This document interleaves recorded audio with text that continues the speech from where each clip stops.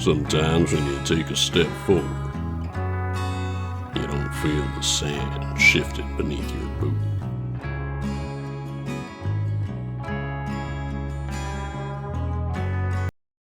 Minecraft AI is pretty simple, usually falling under a couple patterns: patrolling or attacking.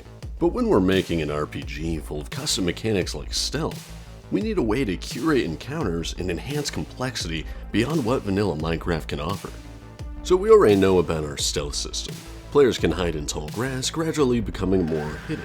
Combined with the ability to distract enemies and our interactables, this provides the player an array of strategic combat options. But this is all on the player side. How do the enemies interact when the player's a little bush goblin?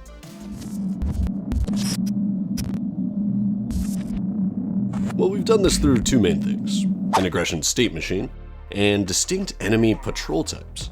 So those fancy set of words might convince you that I know what I'm doing, but you fool, you Neanderthal, I've committed thievery of the brain. And so the state machine is how we transition enemies into different modes, say aggressive mode or patrolling mode. We want each of these modes to have distinct abilities, attributes, etc., etc. For example, Gary. So there you are, grabbing a drink. Gary walks up to you, starts putting the moves on you. What's going on? Well, that's because Gary's entered the aggression state, and he's gained the ability to dodge. While aggressive, enemies with the dodge tag will occasionally dodge out of the way, creating unpredictable encounters. Enemies with dynamic movesets provide the player an extra bit of incentive to be smart and strategic, while still being engaging to fight head-on.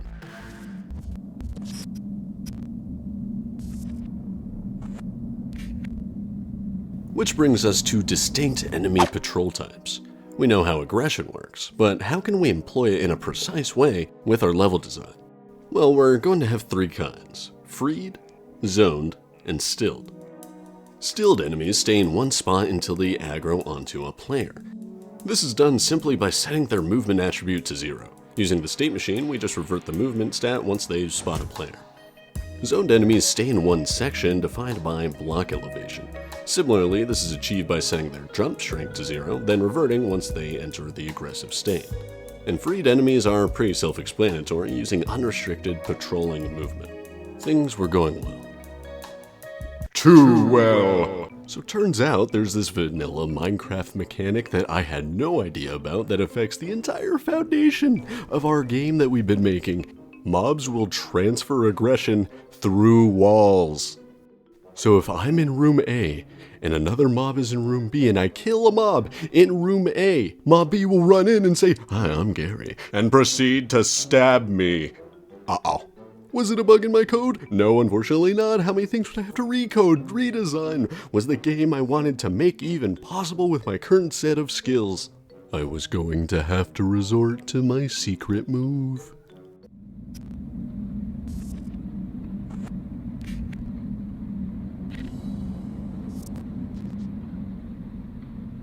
No, it turns out the real secret move were the friends we made along the way. I am completely serious. Many fellow YouTubers and datapack developers were kind and thoughtful enough to throw in their suggestions, until eventually Blocker Locker, also known as Quentin, suggested using the team mechanic.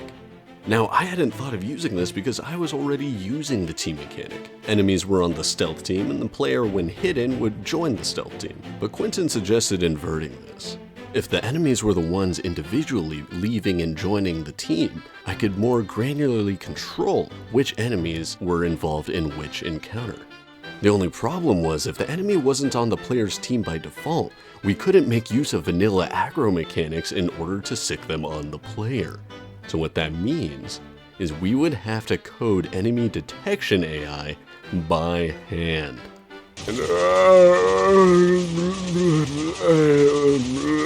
And we did it. Oh, check it out. It's working. It's working. I'm behind the wall. You can't see me. I'm out of the wall. Now you can see me. Oh, it has its own custom range too, which is controlled by a variable.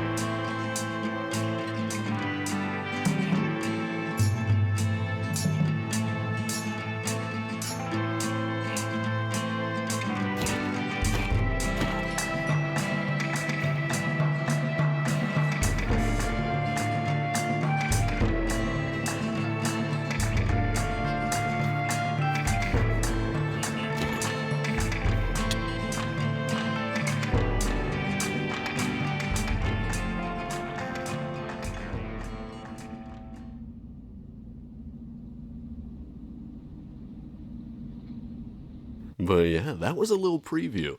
And if things are going as planned, we should have Phase 1, otherwise known as the gameplay test, ready soon-ish. I know I've said that a lot, but we've been making tons of great strides lately, especially during this summer, and you wouldn't want to miss it. Join the Discord, stay up to date, like, subscribe, all those things. Thank you all for watching. Thank you all for playing. My name has been Devon, and I will catch you next time. Bye-bye.